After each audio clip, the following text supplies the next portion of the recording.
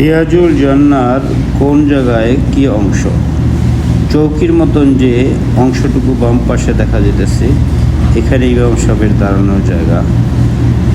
আর এই যে দেখতে পাইতেছি সবুজ চিহ্নিত পিলারগুলা উপরে নকশা করা, এই যে সবুজ চিহ্নিত এই পিলারের এই পর্যন্তই হুজুর সাল্লাল্লাহু আলাইহি সাল্লামের নির্মিত মসজিদের এরিয়া।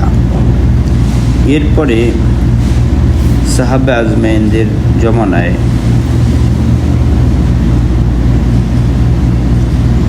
এই মেহরাবটা বর্ধিত করা হয়েছে। আর বর্তমানে এই অংশে ইমাম সাহেব খুতবা দেয়।